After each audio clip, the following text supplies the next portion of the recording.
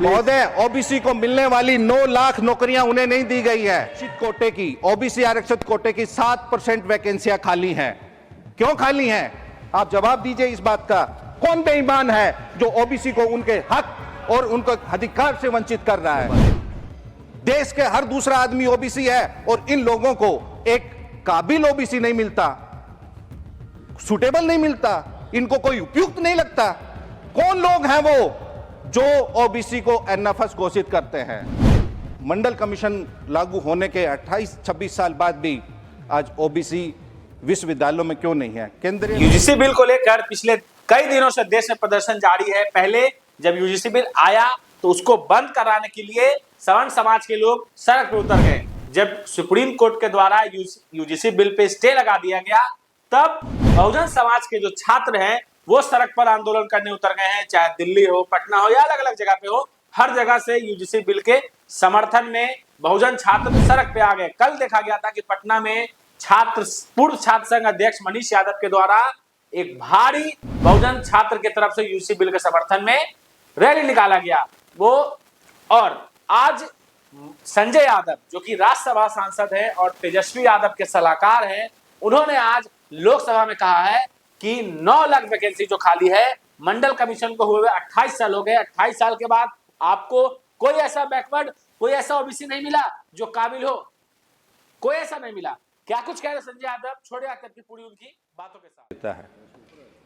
फिर भी ये दुर्भाग्य है कि आज देश का एससी, एसटी और ओबीसी और इन वर्गों के लाखों लोग आज भी व्यवस्थागत रूप से अवसरों से वंचित हैं।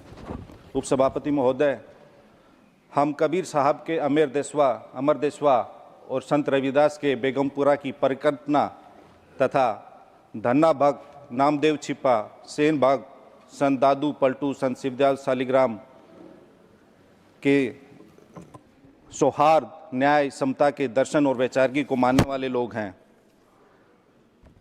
अफसोस है कि आज देश के करोड़ों वंचित, उपेक्षित, उपहासित, उत्पीड़ित, वांछित, लांछित लोग और इन लोगों के लिए सामाजिक न्याय एक सपना बन के रह गया है। आज शोषक और शासक दोनों ही सामाजिक न्याय की बातें कर रहे हैं, सामाजिक न्याय की भाषा का प्रयोग कर रहे हैं। शासक सामाजिक न्याय की बातें अपने विशेषाधिकारों और अपने हितों की रक्षा के लिए कर रहे हैं, न कि वंचित वर्गों के उत्थान के लिए। पिछड़े और हाशिए पर रहने वाले लोग आज भी समान पहुंच, सम्मान और समान अवसरों की प्रतीक्षा कर रहे हैं। OBC for this government has became only भाषण कंटेंट। इस सरकार में ओबीसी की मौजूदगी भाषणों में तो खूब बढ़ाई गई है, लेकिन उनके हक अधिकार के पटल पर चौगुनी घटाई गई। इस सरकार की नीति और व्यवहार में भारी अंतर है। ओबीसी को लेकर इनकी कथनी और करनी में जमीन आसमान का अंतर है।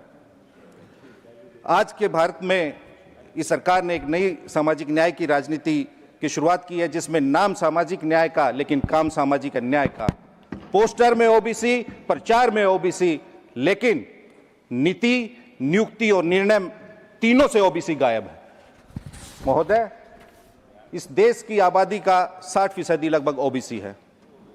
क्या ओबीसी के साथ सच में इंसाफ हो रहा है? ओबीसी आधे से ज्यादा फिर भी अपना हक नहीं पाता। इस देश का हर दूसरा आदमी ओबीसी है, लेकिन क्या यहां बैठा हुआ हर दूसरा व्यक्ति ओबीसी है? क्या इस देश के सचिवालयों में, क्या इस देश के विश्वविद्यालयों में, क्या इस देश के आयोगों में, क्या इस देश के सार्वजनिक उपकरणों में ओबीसी निर्णायक पदों पर है? अगर नहीं है तो ये हम सबों के लिए एक सामूहिक मंथन, चिंतन और मनन का विषय है कि आजादी के 78 साल बाद भी और मंडल कमीशन लागू होने के 28-26 साल बाद भी आज ओबीसी विश्वविद्यालयों में क्यों नहीं है? केंद्रीय विश्वविद्यालयों में कितने कुलपति ओबीसी हैं? कितने एचओडी ओबीसी हैं? नहीं है। यूजीसी की अपनी रिपोर्ट है कि पिछड़े ओबीसी विद्यार्थियों पे ओबीसी आप अरे 10 साल पहले नहीं थे तो क्या आप भी वही आना चाहते हैं जहां 10 साल पहले थे? संजय जी, आप 10 साल पहले यहाँ आए हैं। महोदय, ओबीसी को मिलने वाली 9 लाख नौकरियां उन्हें नहीं दी गई है। अगर आप ओबीसी बैकलॉग की बात करेंगे तो 9 लाख से अधिक ओबीसी बैकलॉग है। 26 साल मंडल कमीशन के लागू होने के बाद भी आरक्षित कोटे की, ओबीसी आरक्षित कोटे की 7% वैकेंसियां खाली हैं। क्यों खाली हैं? आप जवाब दीजिए इस बात का। कौन बेईमान है जो ओबीसी को उनके हक और उनके अधिकार से वंचित कर रहा है? इन्होंने एक नया फिल्टर लगा दिया है, एनएफएस, नॉट फाउंड सुटेबल। देश के हर दूसरा आदमी ओबीसी है और इन लोगों को एक काबिल ओबीसी नहीं मिलता, सुटेबल नहीं मिलता, इनको कोई उपयुक्त नहीं लगता। कौन लोग हैं वो जो ओबीसी को एनएफएस घोषित करते हैं? महोदय, उन लोगों की सामाजिक पृष्ठभूमि देखनी चाहिए, उन लोगों की जांच करनी चाहिए सामाजिक पृष्ठभूमि जो लोग जन्म से अपने आप को श्रेष्ठ समझने के अहंकार में पले बड़े हैं, जो अपने ओबीसी को अपने से नीचे को तुच्छ मानते हैं, उनको लगता है कि सब लोग एनएफएस हैं। अगर ओबीसी, इस देश का हर दूसरा आदमी आपको एनएफएस लगता है तो आप उसको अपने बराबर लाने के लिए क्या कर रही है, आपको इसमें मेंशन करना चाहिए। 9 लाख उनके पद रिक्त क्यों हैं, इसका आपको, ओबीसी का जब बात आती है इतना न्यायिक हस्तक्षेप बढ़ जाता है। ओबीसी के मसले वर्षों वर्षों से कोर्ट में पड़े हैं, सारी रिपोर्ट्स देते हैं। महोदय, बीजेपी शासित राज्यों में ओबीसी समुदाय के लोगों के साथ जबरन उनका घर तोड़ने, बिना नोटिस कार्रवाई करने और भेदभाव की खबरें सामने आ रही हैं जो सीधे तौर पे उनके संवैधानिक अधिकारों का हनन है। शासित वर्ग, विशेष रूप से पिछड़े, दलित और वंचित अभी भी न्याय की प्रतीक्षा कर रहे हैं। न्याय की राह अभी दूर दूर तक नहीं खुली है।